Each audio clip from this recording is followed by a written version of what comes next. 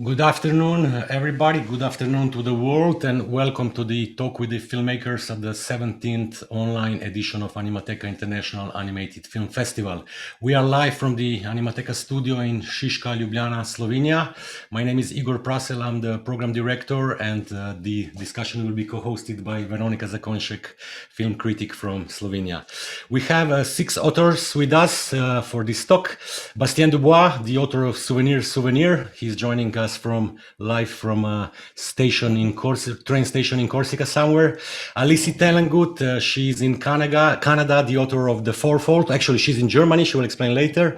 Alexander Glandien, the author of the Institute, joining us from Vienna, Austria. Anita Bruvere, the author of the film Home, joining in from, we will ask her later. And Farzane Homidvarnia, the author of the film Song Sparrow, joining from Denmark.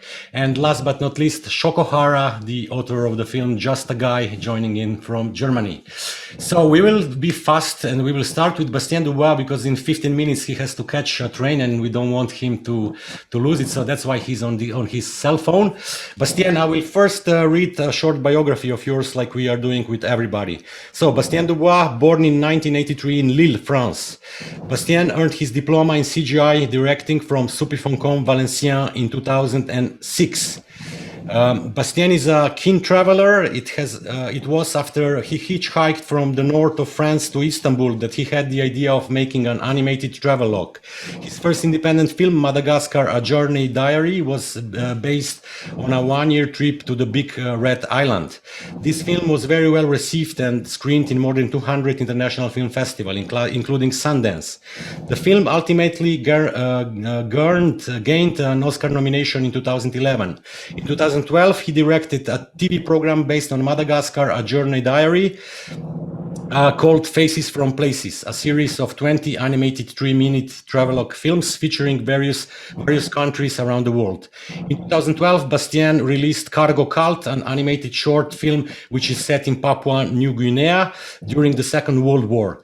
His last animated documentary, Souvenir, just got a Grand Prix award at the Sommets du Cinéma d'Animation in Montreal, Quebec, Canada. Hello, Bastien. How are you doing? Hello, I'm fine. Thank you very much for having us here today, despite of the circumstance that you push your work and you support our work and share it with the audience. And I really want to thank you for that. I think we have to thank you all for your films. They are all great films, and without your films and the authors, the festival will be empty, I would say. Bastien, you have been a guest at Animateka in 2015 when we organized an extensive retrospective on animated documentaries in collaboration with the Leipzig Doc Festival.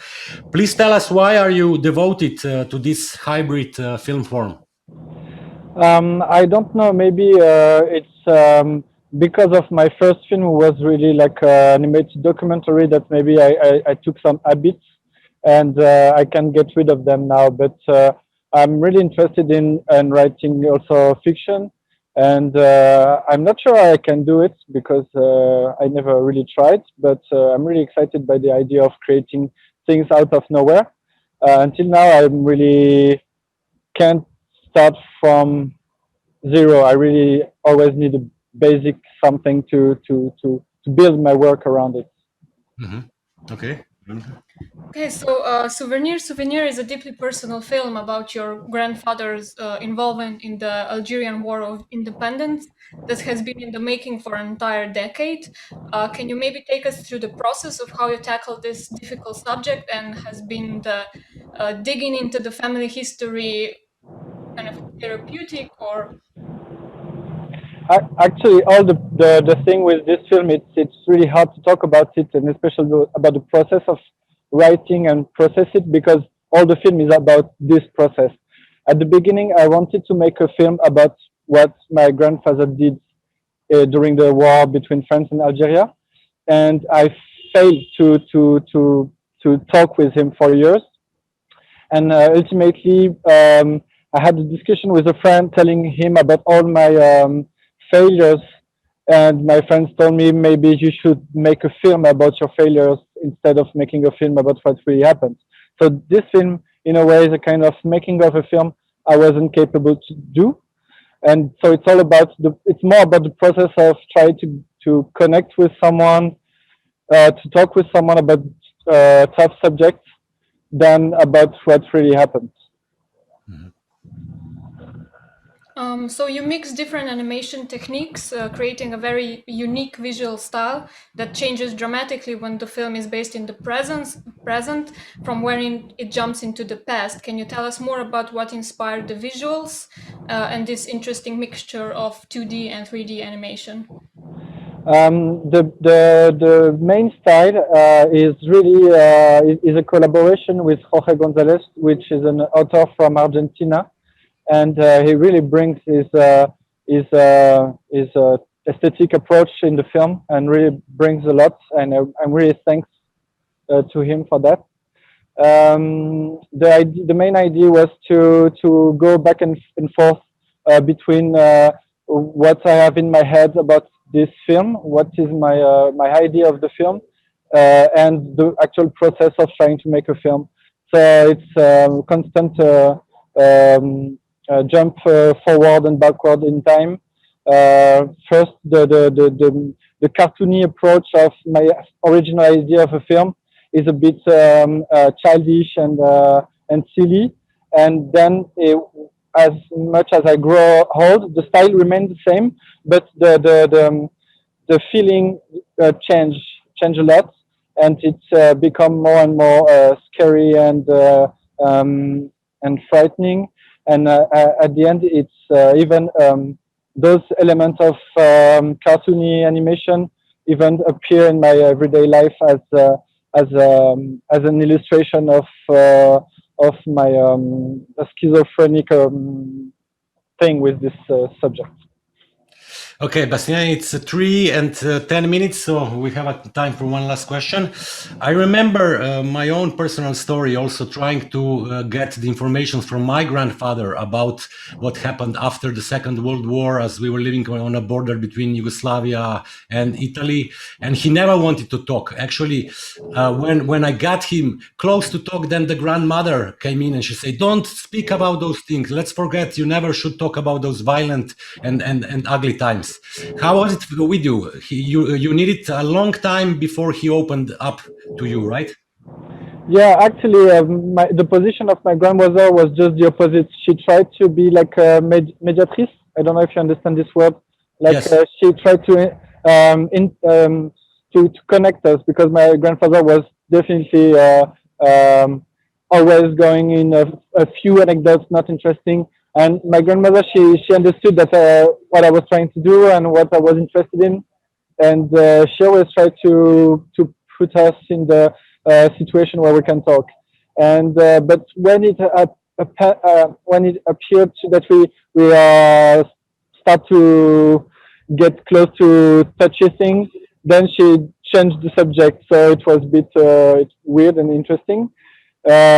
And at the end, he say a very little something that lets understand to all my family that what happened was not just the nice anecdote he was always telling, and there was some dirty things happened. And people ask me, so what exactly happened at the end? Do you know what your grandfather did during this war? And actually, I didn't have time to dig more, because like 3 weeks after that, he had like a attack, like his brain was burned, and so he can speak anymore. But even though I saw him once between those two events, and I had the opportunity to ask the real questions and to dig into the subject. But I think for me, my journey was done. My goal was I reached my goal, like just to know that the family a fairy tale, like the official story, the official nice story was not true, and just to see the castle of cards collapsing was enough for me, and I didn't want really to know about the details. It was not necessary, I think. Okay, great. Maybe for the end, why Souvenir, Souvenir? Why like 2 times Souvenir? Okay, because there is this famous song from Johnny Hallyday called "Souvenir, Souvenir," and I had like this song was released when my grandfather went to Algeria, and in my youth I was really listening a lot to the punk band, French band Berrurier Noir, and they also have a song where he always used "Souvenir, Souvenir" as a gimmick in the song, and the two songs are really the opposite. One is like a well, fun time, cool time, and the other one is about war and really dirty song. And I wanted to use the two songs in the film to show the nice story side and the dark story side. And what is funny is that we can get the right of the Johnny Hallyday track, which I thought was impossible for cheap, and I never can get in touch with the punk band because they just don't give a fuck about anything. And so it was the first stage of the film when I had this idea, and then both of the tracks disappear from my edits. And but I can't change the title because it was in my head like this. And I looked for another title for hours. I wrote down like 50 different titles, and I never can change. So that's it.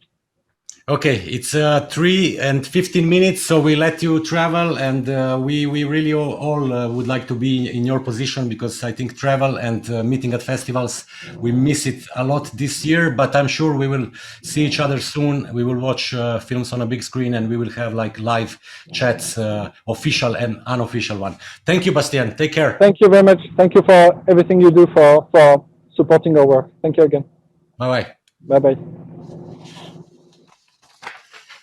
Okay, that was Bastien Dubois, and we let him take this train, and we go to Germany to talk with Alisi Telengut, the author of the film The Fourfold.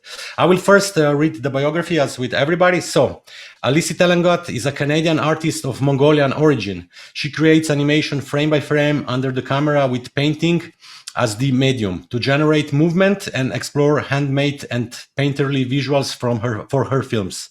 Her works received multiple international awards and nominations.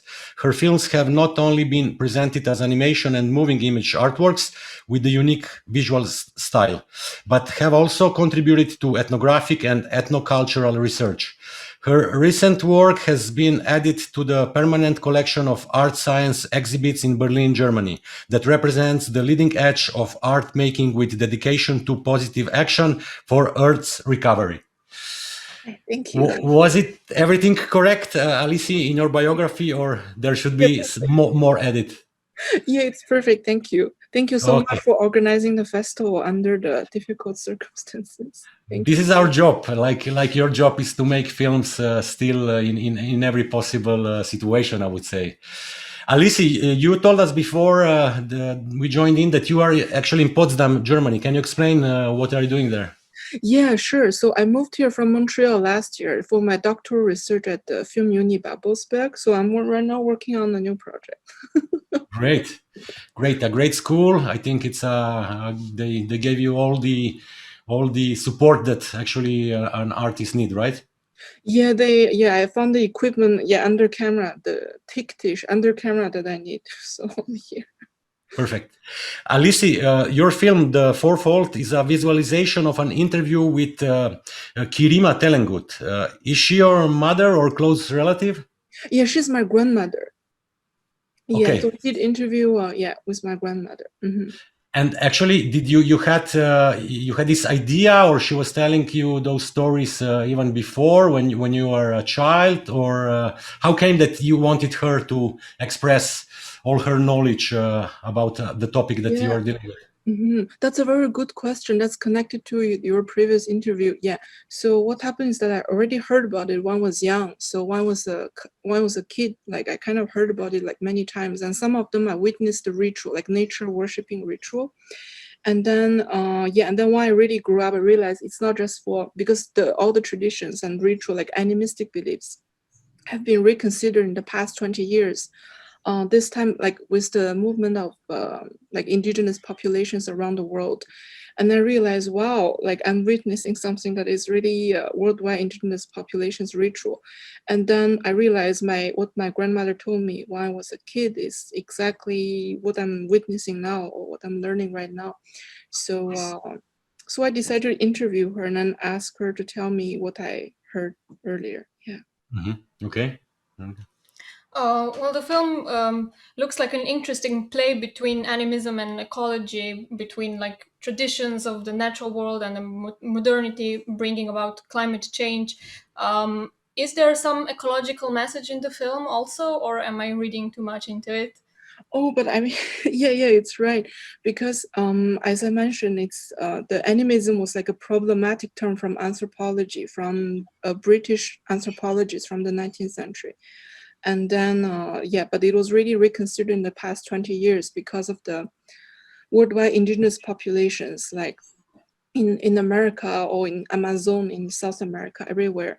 And but this time it's not just for identity, but also because of the protection of natural resources and the land rights. So it's mainly because of that has been reconsidered.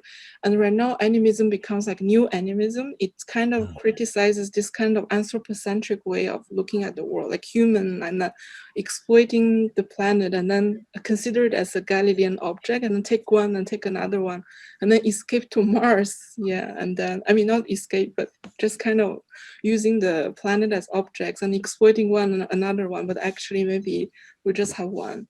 And then consider the planet as something that is alive. That's the main message of animism, like new animism. And then also the indigenous knowledge, like the knowledge and wisdom from actual, like traditions from a long time ago. Yeah, that's my main message. Yeah. Oh, perfect. Can you tell us more about the under camera animation style that you used? Yeah, I mean, I'm sure you are familiar because you're all in animation. I was inspired by the work of William Kantridge. One was a student, one was in the bachelor animation student at Concordia in Montreal. And when I was super inspired, I was like, wow. And then I started working with this because I know he worked with large format, with charcoal on paper. And then at the beginning, my format was huge and I could never finish my film. And I had to reduce the size. It became smaller and smaller. And then I started using different colors, oil pastel, acrylic. And then finally I found oil pastel was more like, how do I say, it's more workable for me. Yeah. But you are adding to the actually painting on glass also like some cutout elements. So actually it seems like you are really enjoying this process, and you are kind of like, how to say, upgrading it in a way. So if we look, for example, for Caroline Leaf and her way of working under the camera, then with your technique, you are really kind of trying to, you put in even like some natural, like flowers or Plants. like some concrete soil and no leaves and other stuff. So are you with each film that you are making kind of developing also on the technique, or? Yeah, interesting. Yeah, I was trying to, that was an experiment as well, because at the beginning I know that I want to integrate some three-dimensional objects, like more, I'm very interested in texture, like exploration of textures.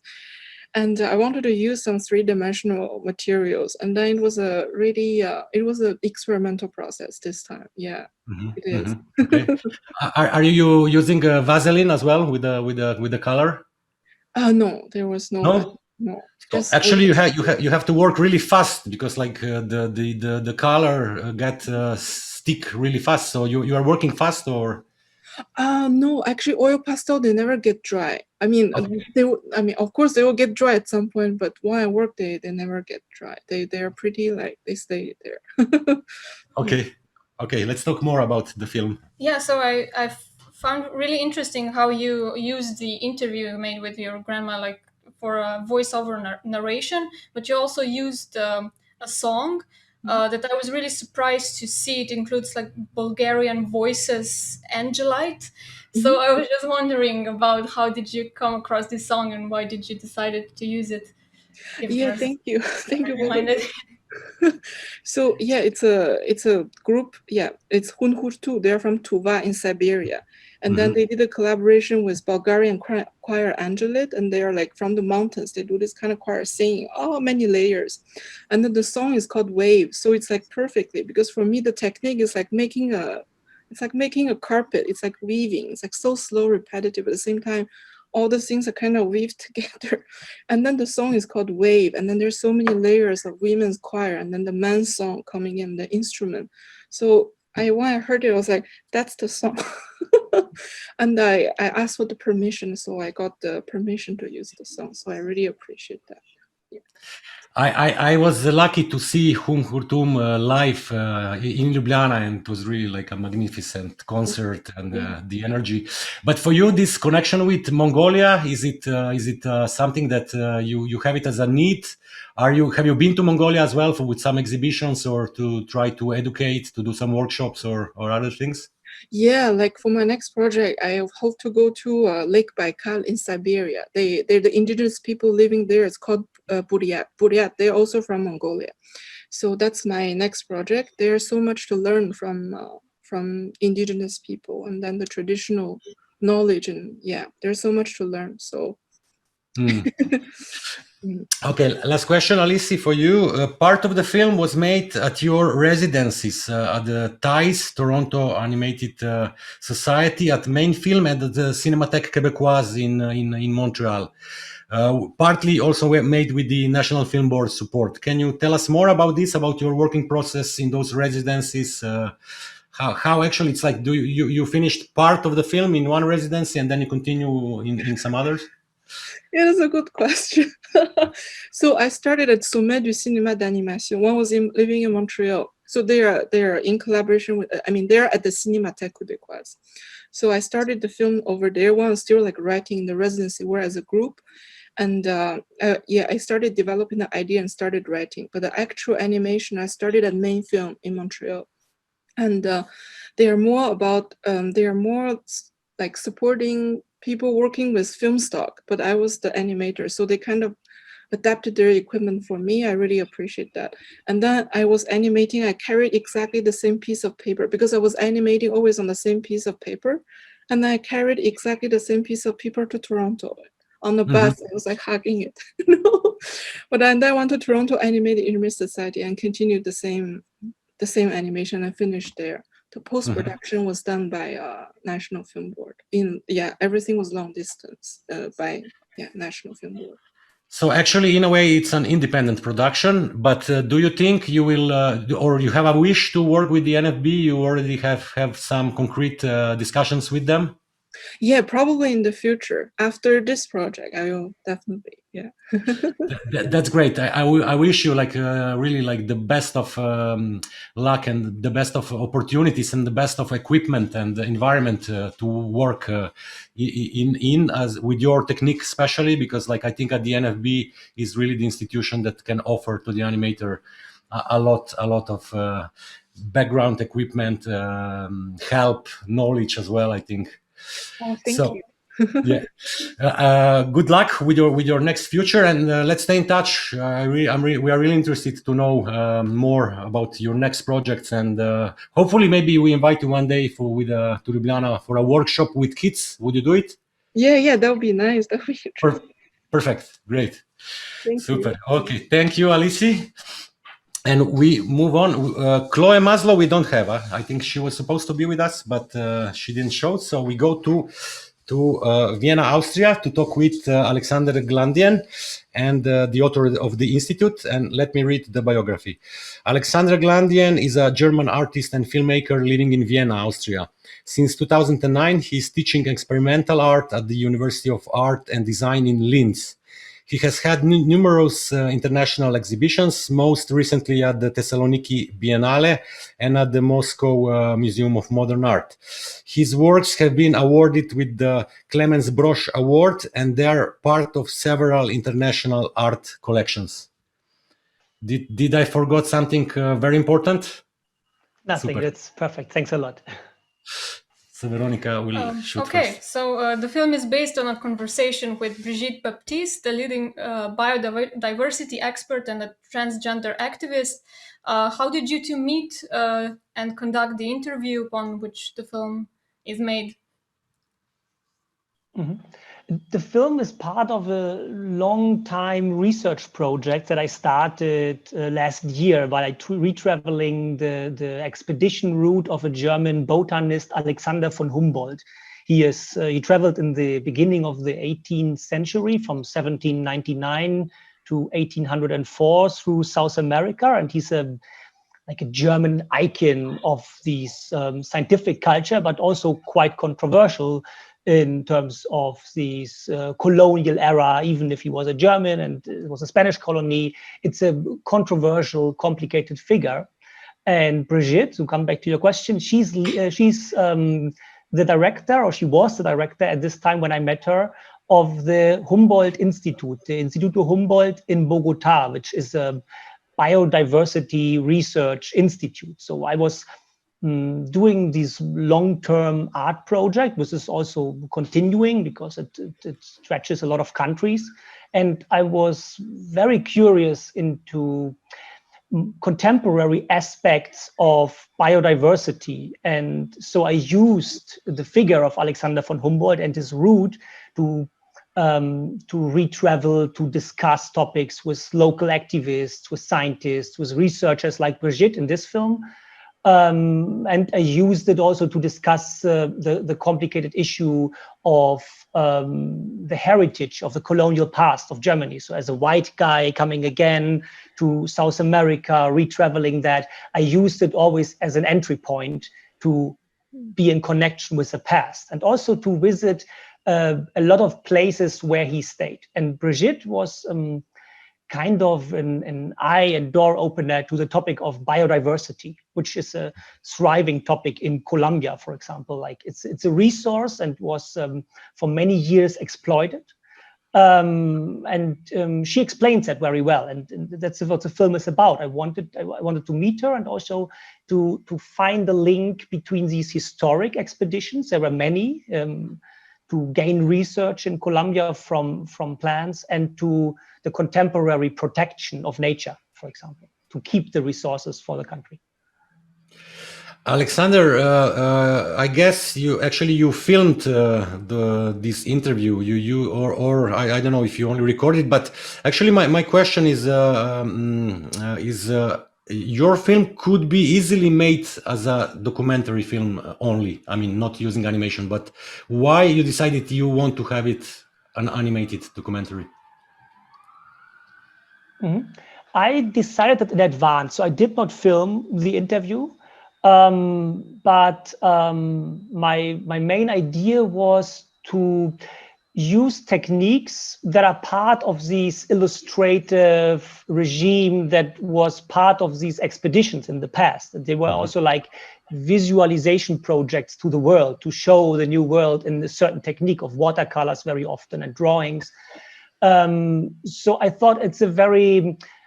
During the trip itself, I collected a lot of material and research. I went to many different institutions also, and some films I made are really a documentary approach. And the one with Brigitte, I wanted to capture also many images and constructions, drawn constructions, like all the other animations that are part of this film, part of this interview, to try to have some layer in between connecting to the past. It's a very different technique. But especially also by my contact in South America with indigenous communities, where it's forbidden, for example, to film or photograph many plants because they are sacred. And to keep the soul of these plants, they use drawing or painting as a very important technique that doesn't have it in our scientific culture. To prevail and to document. And I thought this is a very nice conceptual connection that was driving me basically into animation. So if I understand correctly, the Institute is just a part of something bigger. So is there like a feature film on the team, or there are many short parts? Yeah, there are many short parts or many different artworks. I'm a filmmaker and a fine artist. So these collages you see behind me are also collages of photographies from the same places that Humboldt visited and his collages. Also I used the 18th century collages and from the same place and connected them with my photographies, for example. So there's like, I would say, a collection of artworks, which will still continue. I did not finish the trip yet. I traveled through Humboldt's route through Colombia, Ecuador, and Peru.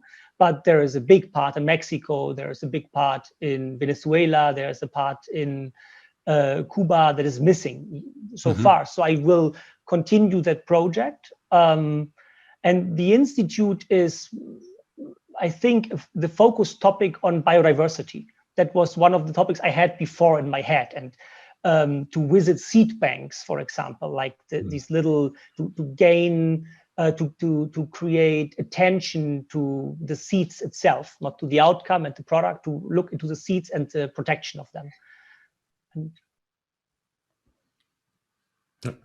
Yeah. He already answered. Okay. Yeah. But actually, you presented the project in some art galleries as well, like installations or projection mixed with objects, or not yet? Yes, a few parts of it, and it's growing. That's how I would describe it. It's something that I do other projects. I'm planning a documentary film in the US for next year. So I do very different forms of art, I would say. And I think this Humboldt project, I don't quite know yet when I will continue. It's also in the tradition of these historic expeditions when some of these people just traveled until the money was over and then they try to find new sponsors or support. And I'm in the middle of that, and travel is impossible right now anyway. So I will continue with that. And then in the end, it will probably define like a corpus of work connecting. But I don't see it as like a huge feature film, not yet. I'm kind of like, it's artistic research in a way where I also really am interested in gaining knowledge. And usually the moment I finish a trip, for example, this was a 4-month trip. And the moment I finished it, I had so many more ideas to come back and to do films about certain people maybe and their description of how they were doing research on potatoes all their life and traveling the whole continent just to find potatoes that are kind of used a lot here, but also overlooked by their heritage and by their origin. And I really like these connections, and it's why I do that, yeah. You didn't mention Brazil before with all the countries. So Humboldt didn't travel to Brazil? No, he didn't. No? He didn't. No. He was too afraid of a country being too big, maybe. Or... It was actually very random the way he traveled. That's also interesting. He got once this permission to be allowed to travel, and then he wanted to always join certain ships who bring him to other places, or he wanted to meet a lot of scientists. That's a tradition also. He met very important scientists on site, and when he heard somebody is in Lima right now, then he tried to cross the Andean area and to make it to Lima to meet a certain person. I don't know exactly what triggered his route. I know many ways that influenced it, but also several things were quite random, I would guess, because I travel different. I just have to follow him. That makes that easier for me. The route is well documented, and I just visit these places. Okay, maybe the last question. Actually, at the very end of the film, there is this image of the representation of El Dorado. I guess there is like gold seeping out of us. Can you explain? Because I didn't get it completely, but. Yeah, it's like many of my animations also are drawings I do are also just like very personal interpretations of something. And I was looking for these figurative speech that Brigitte uses about biodiversity is the new El Dorado. And because El Dorado was this search for gold and for exploitation also, it has a lot to do with that. So I was constructing these weird mining animation, basically. It's a mining where the earth itself runs out and produces its products. That was kind of the idea of that animation. Okay, actually, it's a metaphor on the exploitation of the nature that is really becoming, that we are really going towards not having anything else to exploit, right? Yes, exactly. What's happening right now in the Amazons and other parts, like all around the world. And actually, it's like, it seems like we know it, but we don't care so much because we think it will last forever, but it will not. Yeah. What I like also about Brigitte, just to say that, she captures this complexity of these topics. She sees a lot of opportunity for the country itself in this biodiversity research. And at the same time, she was an advocate for the peace treaty with the civil war in Colombia, which at some point protected certain areas. Because there were guerrilla armies, certain areas were protected against exploitation too. And now that these areas are available, very different interests arise, not just from the scientific community, but also from many outside forces who try to tourism, for example, which is a very complex procedure. And all of these things are important. And during our conversation, she described that very well. The work of that institute is to try to reach everybody in Colombia, from the politicians to the local farmers to the indigenous communities. Everybody is part of that protection of the nature and the conserving it. That was very important to me to understand and to learn, that they reach out in so many different platforms to try to create awareness. And maybe the film is also part of that. Okay, I think for sure it's educational, and it should. I think it would be great if like it would be screened at schools. Is there something in Austria that you have like educations for children through films, through animation films? Yes, of course. Also to festivals where the school classes always go and come, but also through programs to screen things there. That's all in the planning. The film is still this first year. I'm working on that, and we'll see. Perfect. Thank you, Alexander. Great talking to you, and looking forward for all your art pieces coming out of this research. Thank you. So we go to Anita Bruvera, and I will read her biography first. Anita Bruvera is a director and animator from Latvia. She specializes in all things stop motion. With a background in fine arts, she's fascinated by combining different animation techniques in innovative and unfamiliar ways. Since completing her MA in directing animation at the National Film and Television School in Beaconsfield in 2018 with the film Fish Boy, screened at Animateka, she has been working as an animator in the UK and France. Is there something more, like, for example, what are you doing right now? Where are you based now in France? So I live in London. For the last 7 years, I've been living in the UK, moving around different parts. And I did work in France for a period of time, and then I came back. So yes, now I'm hopefully permanently for the near future based in London.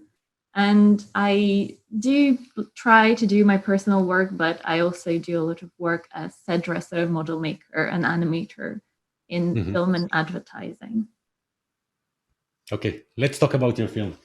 Okay, so Home is an incredible stop-motion animation that tells a complex story about people's immigration through the perspective of a house. So I was wondering, how did you come across this house, and how did you develop the idea of making a film about this Princelet Street 19? So when I was a student at the National Film School, I lived not in London, but near London. It was about half an hour journey. And where the school was located, it's a tiny, tiny village. So every now and then I just needed an escape from my familiar surroundings. And I would go to London and just wander around and explore, because it's such a huge city. There is, with, hundreds of years of history to explore.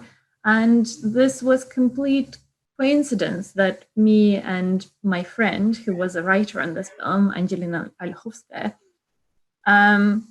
we came across an advert that this museum has a rare open day, and we happened to be in London, so we went, and I was completely blown away by, so the area where it is now is historically where all the immigrants would arrive. And it was very known for, as a very poor area, as an area with a lot of crime, where kind of only immigrants lived for years. But recently, in the last 10 years, it became really, really gentrified because it's almost central London. And now it's very extremely expensive. You go there, there are all the parties, all the hipster markets, graffiti everywhere, a lot of tourists. And suddenly you turn into a small street and it's like a street into the past. And there is this building left completely untouched, which is a museum that almost no one knows about, which is closed most of the time and maybe opens for an open day once or twice a year. And inside is so well preserved. And I was completely fascinated by, like, it felt like I discovered something that very few people know about. And I wanted to know more. So then we started researching the history of this house and found out that this area and this house in particular has a big connection to the fabric production and the silk production, and which I am also really interested in. So we were playing with an idea of maybe doing something, like maybe doing a film about this house for a couple of years until the opportunity came to pitch it, and that's how we made it. Okay, so my next question already kind of you already kind of went there because you chose to portray 3 different immigrant communities that are in some way connected to the fabric and silk, which also is kind of reflected in the materials you used in film. So if you can just maybe elaborate on that a little bit. Yeah, so area again, when it was Spitalfield silks are quite famous in London, and that's and it happened that all the immigrants that lived there, and there were different waves. So the first originally it was French Huguenots, and then there were 2 waves of Irish immigrants. There were several waves of Eastern European Jewish immigrants, mostly from Poland, who would move there. And it just happened that all of them had this fabric and textiles background, Huguenots being silk merchants, and Irish making linen and lace, and then Jewish immigrants really being famous for their tailoring. So the entire area was very connected to the different ways of working with fabric and producing fabric. And just this part of the story really lent itself to using a lot of fabric, like fabric as one of the main materials for animation. And also we started thinking of how fabric is produced. It's different threads coming together to make one piece. And in a way, you know, all the different people came there to that one place and connected in a different ways and made a community, because all the immigrants, if they were from the same country, they really kind of did stick together. And if the process was kind of similar to what Alisi described when she was talking about music, when you see all the elements and you just feel like they all come together and you end up using them.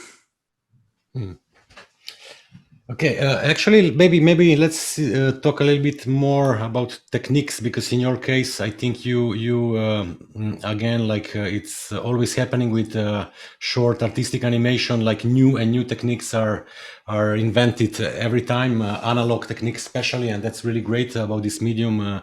So I want to understand 2 things. The objects that you are using, are those all objects from the museum that they let you use for the making of the film? No, so the scale is really small. The scale was 1 to 10, and I tried to get in contact with the museum to just be able to film references there. because it's really difficult to get in, and photography is not allowed, and there are not many research materials that you can find. But we try to rebuild our sets as close to the actual inside of the house. And most of the miniatures I made myself. Yeah, so we used some of the dollhouse miniatures as well.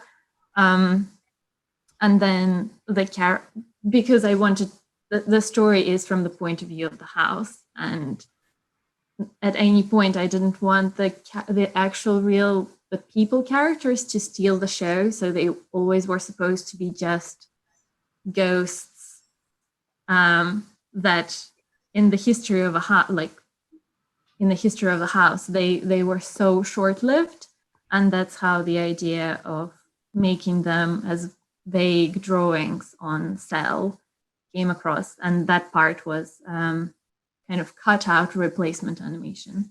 Okay, those were cut out paintings on celluloid paper or celluloid foils. Okay, great, because it really looks, I was asking myself, what is it? And I read in some interview that it was painted on glass, and then I said, okay, this could not be. But still, Anita, I think it's the beauty of your film, the aesthetic. It's exactly in this compositing of the real world, of the pixelated objects and those ghost characters. Have you been making a lot of tests in order to understand that this will work, or you had some problems at the beginning? I guess, you know, when you try a lot of different techniques and a lot of different materials for different jobs for years, you develop a little bit more confidence of like, I'm not sure that it will work, but I think it probably will. I didn't really have much time making tests. But I did a lot of cutout animation and just mixed media in my school years. So I just dived in head first into this, believing that it will work, and it did. Yeah, absolutely. So beautiful, really. Okay, for the last question, let's talk about sound. The film starts with a black image with only the sound of a horse carriage arriving towards us. The sound recreates the ambience of the past, and the music is adding some emotions to it. Have you been involved also in the creative process of sound design, or you let it do to your colleague? So I worked really closely, yes, with both my sound designer and composer. And I think it massively helped that we knew each other from before. I'm really good friends with the composer, and we knew and understood kind of the ways we work. And I guess quite unusually for animation and film, music came in very, very early on. So I had a meeting with the composer Anita Bruere, and we just talked about the idea. I told her the story of this house and how I'm really in love with the idea and in love with the area, and showed her millions of photographs. And then we talked about our families and about our own personal connection to, you know, being immigrants in a new country. And then she went and just started writing some tests, being inspired of all the visual information that I fed to her. So she came with a few beautiful musical pieces that I could then work to and just listen when I was making my models and animating. And then we came back to that later on when I had a rough cut of the film, and she just slightly finessed the musical pieces so they fit together better. So it was very organic process with both music and sound in that way. Okay, for the end, are you working on something already? Do you have another great idea, or an idea that is growing inside you? And how is it actually? It's like, it's not probably easy in London to find producers that would work with you, because the competition is quite weak, I would say. It is big competition, and I guess the kind of pools of funding that you can apply are few, and also I find with myself and a lot of people who, like a lot of filmmakers who I'm friends with, you're trying to juggle a lot of jobs at the same time.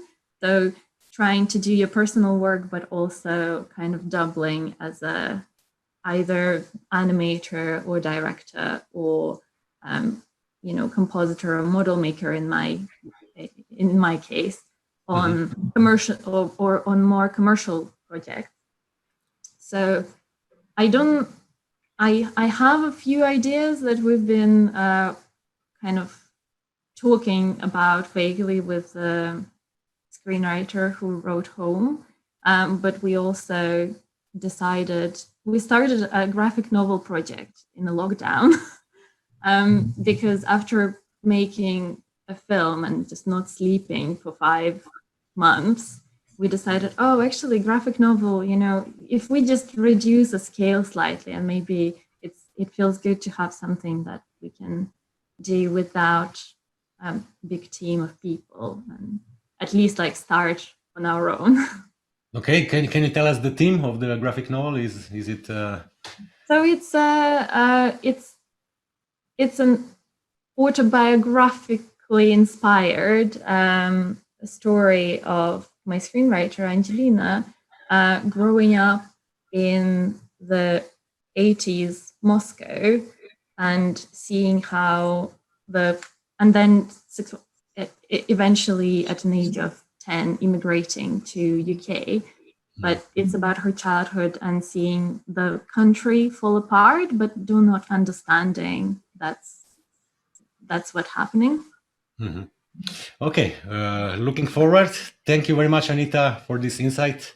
Yeah, thank you so much for organizing this. It's just to meet new people, even though we cannot be there in person, but at least connect like this online. Yeah, thanks for your film. That's what we say always. Thank you. Okay, so we move on. We go to Copenhagen, Denmark, and I will present Farzane Homidvarna. So Farzaneh was born in Iran, graduated from the University of Tehran, Faculty of Fine Arts. She received a PhD in design in 2015 from the Technical University of Denmark. Following her graduation, she began to focus on creation of fabric sculptures and writing short stories. Her artworks soon appeared in several art exhibitions in Europe and Iran, and she published her first collection of short stories in 2016. In 2017, she directed and produced her first animated film, 2B. The movie was acclaimed internationally and won prizes in different festivals. Her second film, Song Sparrow, has been completed in July 2019. She is now living and working in Copenhagen, Denmark. Hello, Farzane. Please unmute yourself. To unmute. Yes, hello. Yes. Everything was correct in the biography? Yes, apart from my third film, which I made during the quarantine. So it's a 4-minute short film, and it's ready to be distributed. Great. I want to see it as soon as possible. Definitely. Let's talk about your film. Okay, so this film is based on not just one, but 2 real-life tragedies of refugees freezing to death in a truck while trying to reach a safe country. So I was wondering what compelled you to turn this story into a puppet animation. Around 5 years ago, after I graduated from my PhD, I started exclusively working with puppets. So I had an exhibition in Iran, my home country, in Tehran. I had to make a lot of puppets, like 60 puppets for that exhibition. And I had to travel a lot from Copenhagen to Tehran, and I'm commuting from between Copenhagen and Tehran. And each time I had a big luggage full of puppets with me.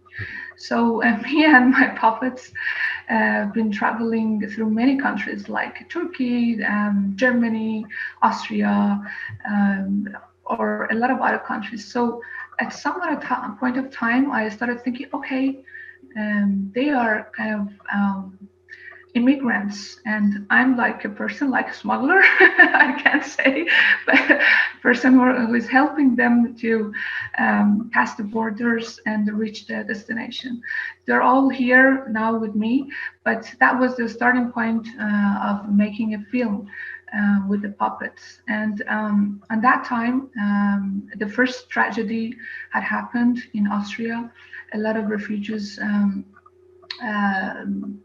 have been died in a truck in 2015. So I started thinking about that refugees and making the film.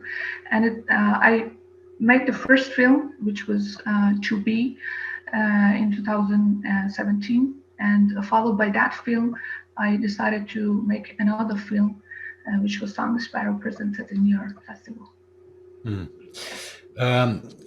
Farzaneh, have you been using any photographs or newspaper sources for the recreation of those characters that you are showing as their tragic story, or you just invented their faces from your imagination? I just used my imagination and created different people from different nations, like Afghan people or Arabs, or people with hijab, or even Black people. So it was just based on my imaginations, not real people. Yeah. And can you just tell a little bit about your way of designing and making those puppets, because it's not so much usual. You are using a little bit of wool and texture, but then also textile. How are you working? Yeah, so basically everything was made of fabrics, even the road, even tunnel, and even the truck. Everything was out of fabric and textiles and the felt.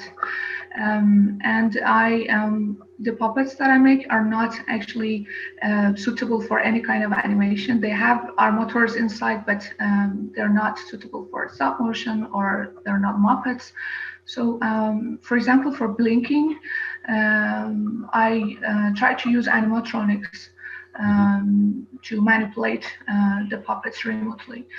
But the rest, I just animated or moved them in a way to just convey the meaning, and that was enough. And actually it was intentional, because I didn't want to give that much freedom to the puppets to do whatever they want. Just like us in the real world, we are sometimes limited to a certain boundary. We cannot do whatever we want. We cannot be from, for example, Iranian, suddenly decide to be, okay, I wish I was born in London, for example. So we are geographically or in some other aspects, we're limited to some boundaries. And I wanted to show that through my puppets, by limiting them in a certain grade of freedom.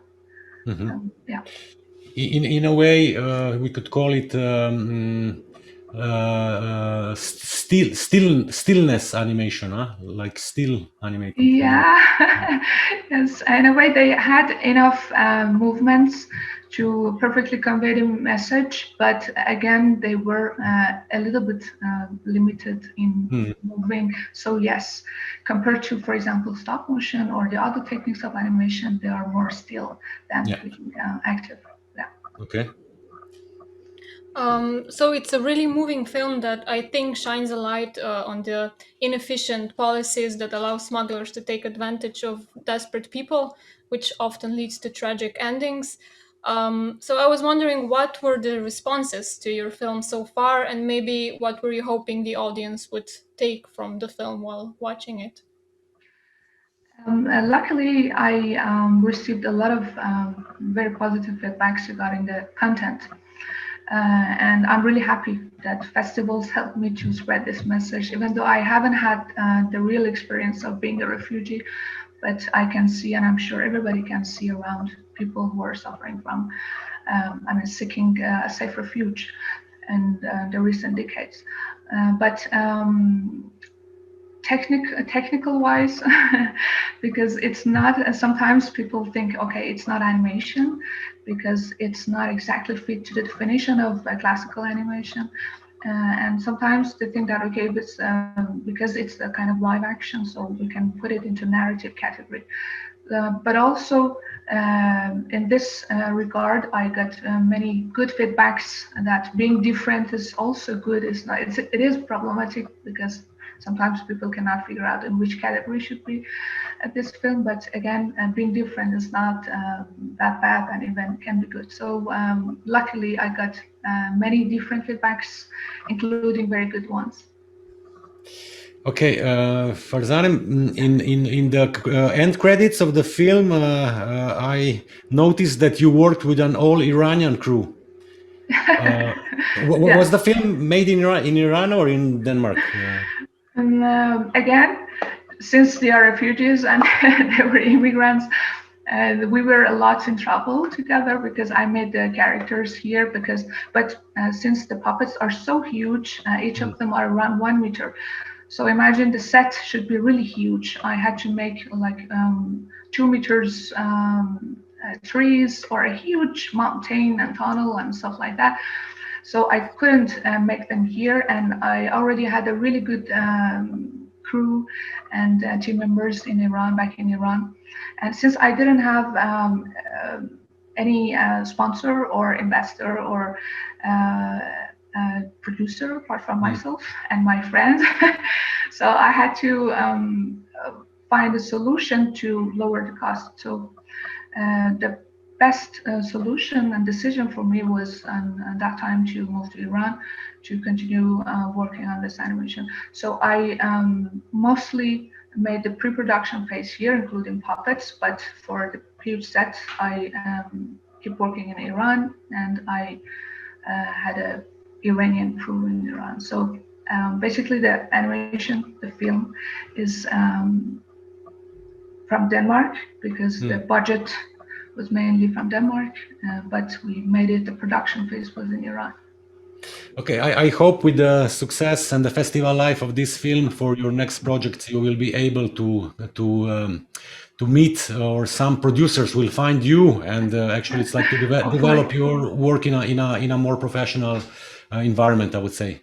Yes, that would be great. Yes, thank you for this. I wish you very good luck with the future, and I will send you an email just because I'm really interested to see your new film. So you will hear from me. Yeah, my pleasure. Sure. Thank you. Thank you, Farzane. Thank you.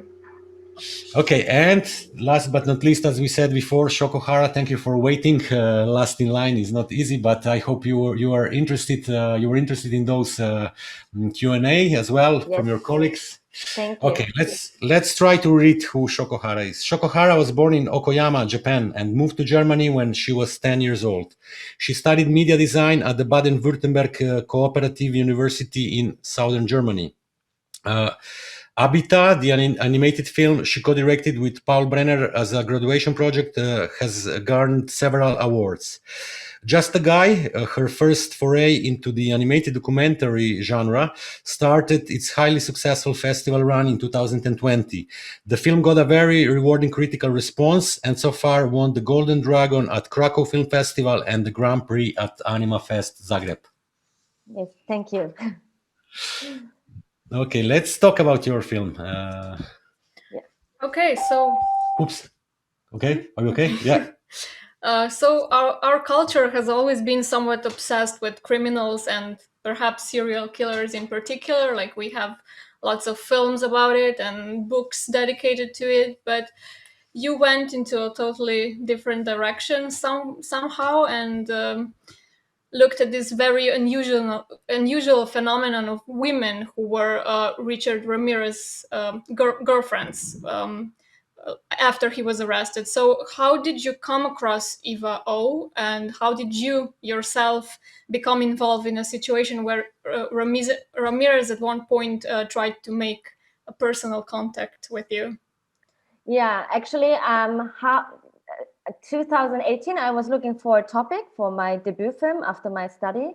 And I found this letter from Richard Ramirez I received in 2011 when I was 21 years old, because back then I had a friend. I mean, she is also still my friend, but she was corresponding with Richard Ramirez as a for sexual benefit, kind of, because she is into those S&M stuff and BDSM stuff, and she was very fascinated by him back then. And it was well known that he has a fetish for Asian girls and for feet. And she wanted to make him a favor because she called herself as a death row inmate supporter and asked me if I want to join her photo shootings so then she can send them to him. And I said, I was very naive and said yes. And because feet, I didn't care about my feet, you know, nothing sexual. It wasn't sexual back then for me. And so I said yes, and then and then she printed them out, and I was also curious, and it felt also like he's a celebrity, like normal star celebrity. And then he sent me a letter, and then it suddenly got very serious for me, and I was scared, and then I didn't answer because I felt also uncomfortable because I thought when I answer, then maybe he might lose his focus on her, on Sarah, the red hair protagonist in the film. And and you wouldn't do those things normally in the normal life. You wouldn't text the lover of your friend. Even though she said she doesn't care, but I didn't. And also I was scared that he might figure out where I live, and maybe someone else could kidnap me or something like Charles Manson, you know. And so I didn't answer, so I forgot about it, and then I found it again, and then I was like, oh, it's quite interesting to get to know those women, because it was also well known that he had a widow, or he married in prison. And I actually wanted to make a film only about her, Doreen Leoy, but she didn't want to talk with me. She blocked me everywhere. So I gave up, and it was also very sad for me, but also good. So then I figured, I read the book up by Philip Kahlo. The book is called The Night Stalker. And there he wrote that Eva O, the main character of my film, was the first girlfriend for the first 7 years. And and she is also quite well known because she is a musician, and she had also a Facebook page. So I texted her on Facebook, and she immediately said yes, because I also explained her my intention, that I didn't want to cast her in a negative light, because so many women and girlfriend and ex-girlfriend got a very bad reputation in media.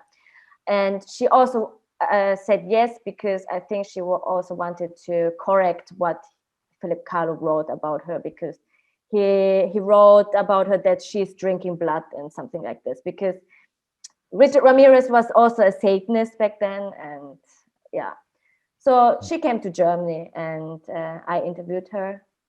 So this is how it came. Long story short.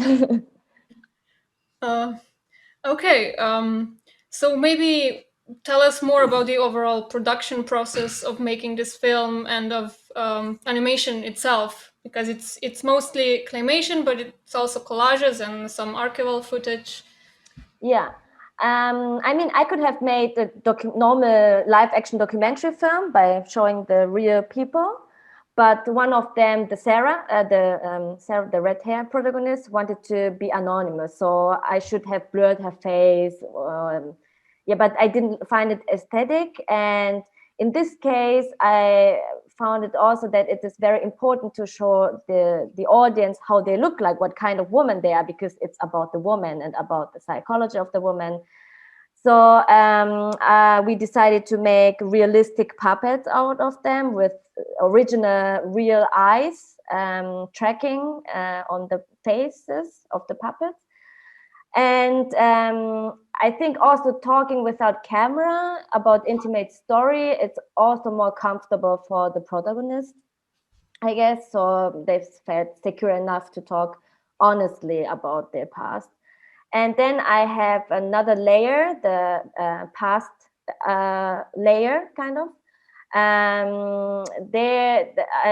at this layer, they talk about their past and the memories, and it helped me a lot to tell the story and to express the emotions, because we didn't have any footage from their past except the original letters and documents.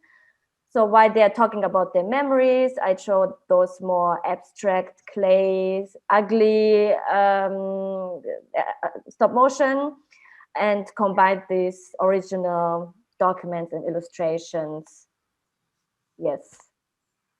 I read somewhere that actually like the biggest problem was the archival footage, which actually it was quite expensive to get, and, Oh, and yes. then your producer he made the job, right? He made it. It was, I think, for a few seconds. I think they all were from America, from the US, and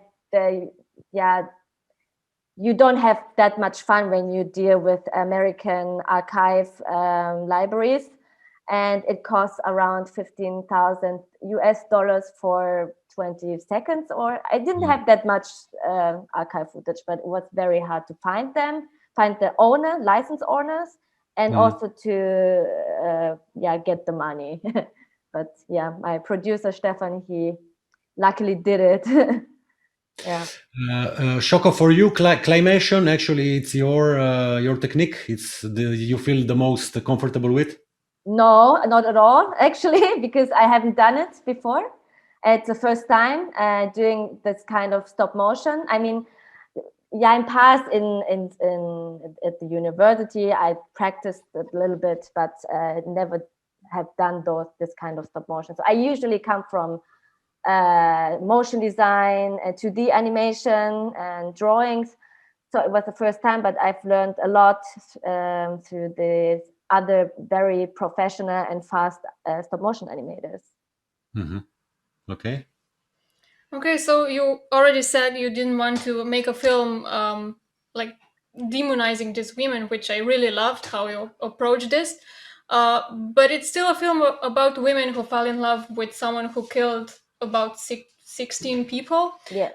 So maybe how did you approach to this subject from an ethical point of view?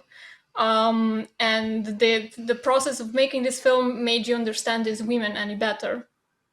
Yeah, so it was the biggest challenge. The moral question was my biggest challenge, actually. I struggled a lot during the production because I didn't want to glorify Richard Ramirez, but I didn't want to judge the women at the same time. So first I considered to research in a very different direction, like the crime, the mass media, the victims also, and the women. And of course, I compassionate with the relatives of the victims, and Richard Ramirez did horrible things, that's for sure. And because he didn't have any regrets or compassions. But I wanted to understand these women and their psychology. And now I believe I kind of understand them, which doesn't mean that I agreed with everything what they told me. But the film shouldn't decide what is right or what is wrong, and it shouldn't give an answer if Richard Ramirez is just a guy, because he's saying that at the end of the film. The film just shows the different perspectives and of the women talking about their past and how it really happened, and I was just rebuild their memories and their past. And I think it was also very important to include myself, to just not to point at the woman saying, yeah, these are crazy and I'm not crazy, because it's not true. I mean, I had also this kind of small connection with him, but I had one. And I was triggered about it a lot because I didn't want to be included in the film first, but so many people told me that I have to, because otherwise it would turn into another negative direction. And it was also very important for me to not to show Richard Ramirez that often. Only it was very, very necessary, but I mostly cut his head here out of the frame. So you mostly don't see his face, because I didn't want to give him this kind of platform either. Great. I also think if you will not be featured in the film, it would be sensationalistic, maybe, and that Yes, would exactly. be negative. Okay, last question for you. Apparently, you're a big David Lynch fan. Yes. Right? Yeah. How do you know that? Should we expect an animated documentary on him in the near future coming from you? But sorry, again, nochmal. So, could you think about making an animated documentary or a documentary about Lynch? Are you such a fan that you would? That would be great. Yeah, I would like to meet him and interview him, but I also scared a little bit from David Lynch. I mean, I would like to meet him one day, just to meet him and tell him thank you, that I got a lot of inspiration by his works. But making a movie about him, I'm not sure. A few people tried it, like David Wants to Fly. There's a documentary about him, and he failed a lot, and he was very unhappy at the end. So I'm scared. Some topics should not be approached. Maybe. Yeah. Okay. For sure. Okay. Thank you very much, Shoko, Hara. Thank you. And it was a great pleasure to talk with all of you. I think we learned a lot from your films. We hope to get, even if there will not be animated documentaries, but whichever film you will make in the future, really, again, we want to show it at Animateka, and we want to have you over when this will be possible. And we are just taking a short break because together with Veronika at 5 o'clock, we will have this final talk for this year Animateka, and we will host the talk with Dalibor Baric, an excellent author of experimental animated feature film, Accidental Luxuriancy of the Translucent Watery Rebus. So thank you very much again, and see you hopefully very soon online from our studio. Bye-bye. Thank you. Bye-bye. Bye-bye.